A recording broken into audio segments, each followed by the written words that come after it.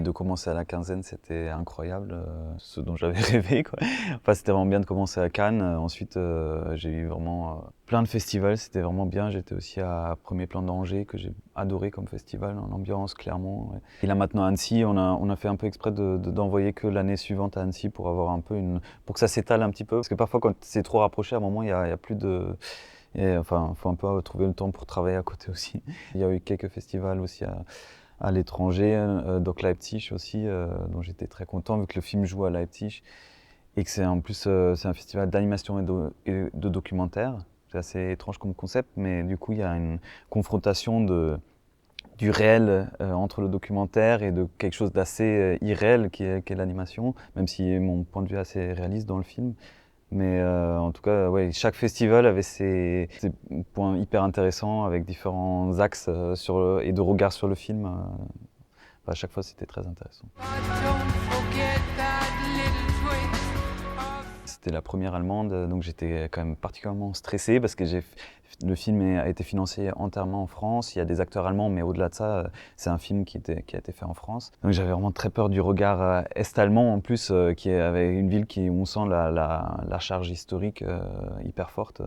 Et le film a été très bien accueilli et puis il a été projeté en même temps qu'un film très actuel parce que ça parlait du mouvement contestataire en Biélorussie dans le contexte de la guerre en Ukraine. Donc il y a ces deux films-là qui se faisaient un peu, qui se répondaient un peu à la fois dans le passé et dans le présent sur les mouvements contestataires. Donc c'était très émouvant. En plus, je suis né à l'ouest, je suis munichois. Et en plus, après la chute du mur, donc c'est une histoire dans laquelle j'ai grandi, mais que j'ai pas vécu directement moi-même. Contrairement à plein de personnes qui vivent encore à Leipzig. J'ai été aussi très touché de voir ensuite le musée de la Stasi à Leipzig. J'en ai profité pour le voir pour une fois en vrai, avec énormément de choses qu'il y a dans le film. Voilà, c'est devenu vraiment réel, parce que le film, en plus, je l'ai fait pendant le confinement. Je n'ai jamais pu aller en Allemagne pendant les recherches. Donc c'était peut-être le plus stressant, touchant.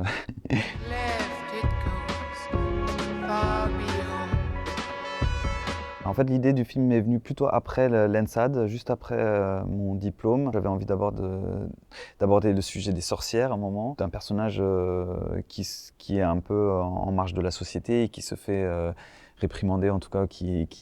Donc la figure de la sorcière m'avait beaucoup impressionné à l'époque. Ensuite, j'ai donc je voulais refaire une sorte de version un peu plus actuelle du Faust de Goethe et du personnage de Gretchen, qui est un personnage dont le personnage principal est amoureux, et cette jeune fille Gretchen se fait avoir par Faust, qui à l'aide du diable la séduit, et ensuite elle finit sur le bûcher parce qu'elle est très croyante et elle s'en veut de cette union avec Faust. Et donc il y avait tout ce sujet-là que je trouvais très intéressant. Mais à un moment, je me suis dit qu'il fallait que je le transpose dans dans un univers un peu plus proche du nôtre. Je me suis dit que ce serait assez intéressant de faire une parallèle avec l'ancienne RDA. Et je pense finalement, en fait, je me suis un peu rapproché de ce dont j'avais vraiment envie de parler. C'est un peu la culpabilité de la personne qui est libre face à quelqu'un qui est enfermé. Aussi le rapport de la trahison, et aussi la maladie mentale, la psychiatrie. Et Marie Larrivée m'a beaucoup aidé sur l'écriture du film. Dès le début, elle a suivi même les premières étapes où ça parlait encore plus de sorcières. Donc on avait écrit un peu en même temps Noir Soleil et Margaret 89. Je pense que les deux films se sont, mine de rien, nourris un peu mutuellement. Même si les sujets sont très différents, je pense que nos façons de travailler sont assez similaires. On essaye quand même, malgré tout, d'inscrire l'animation dans un contexte plus ou moins réaliste et de dérouler une narration qui pourrait être faite aussi en prise de vue réelle, même si après ça peut partir peut-être dans une mise en scène plus métaphorique, mais de ne pas faire appel forcément au surnaturel ou à les transformations, des métamorphoses dont l'animation se sert souvent. Durant la fabrication, elle a fait tous les décors du film et elle a dû un peu se faire violence, parce que c'est quand même un style qui n'est pas tout à fait le sien. Elle travaille plus à la peinture. Et là, elle a tout fait au feutre et dans un espace beaucoup plus urbain de ce qu'elle fait habituellement. Généralement, elle travaille plus dans des paysages plus naturels. Et là, elle a dû construire donc toute la ville de Leipzig en ancienne RDA. Je trouve qu'elle a su. Enfin, je suis très très content de ce qu'elle a fait. Et voilà, on s'est inspiré beaucoup de l'école de Leipzig, qui est un courant d'art déjà qui existait en ancienne RDA, mais qui a un peu survécu à la chute du mur. C'est narratif, c'est réaliste, figuratif. C'est un peu ce qu'on associe traditionnellement aux peintres du bloc soviétique, mais ils ont réussi à transformer ça. Et il y a la nouvelle école de Leipzig, qui sont les successeurs de cette école, qui ont transformé un peu ce style et qui sont maintenant parmi les peintres les plus cotés d'Allemagne. Dont Neo Rauch, que pas mal de personnes connaissent. Et donc on s'est un peu inspiré de toute cette veine-là, et je pense que c'était aussi Marie Larrivée qui m'a apporté ce goût pour la peinture et pour ce style-là. J'avais envie de mettre à la fois de la musique originale et des musiques préexistantes. Comme ça joue dans le milieu punk en ancienne RDA, dans tous les cas, il fallait que je mette au moins un morceau un peu punk de l'époque.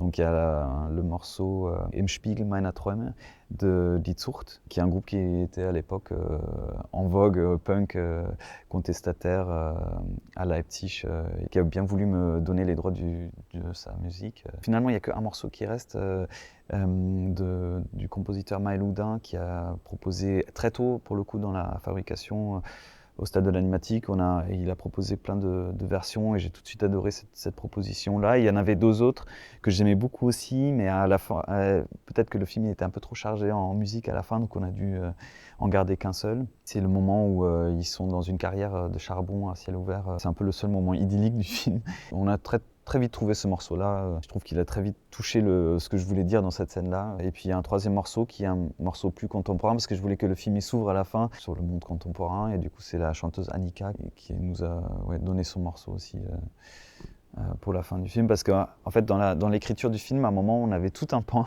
toute une partie qui devait se faire en fait de nos jours, où on retrouvait Margaret plus âgée, qui est sortie en fait de psychiatrie.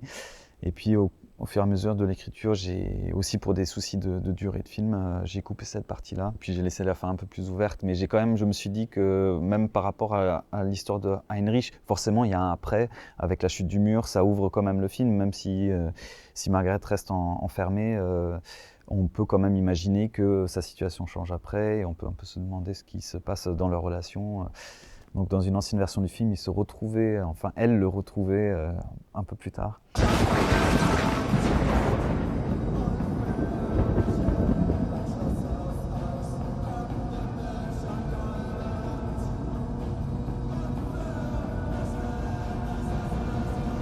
J'ai une idée de court-métrage sur un dauphin qui a existé dans la rade de Brest, qui a beaucoup fait parler de lui, qui s'appelle Zafar le dauphin, et qui a eu beaucoup de relations avec la population, comme c'est des animaux très sociaux, et qui a viré un peu harceleur à un moment.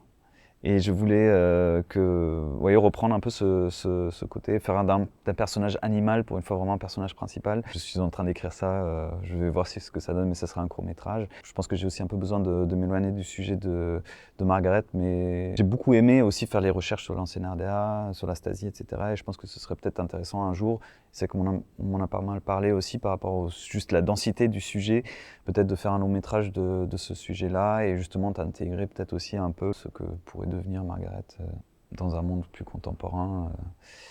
Donc ce serait peut-être les idées, et aussi comment on continue à travailler avec Marie Larrivée. Elle a aussi son projet sur lequel on travaille mutuellement. Je l'aide un peu à la conception des personnages, notamment, c'est un peu mon rôle. Du coup, on se refile un peu comme ça les différents projets. But don't forget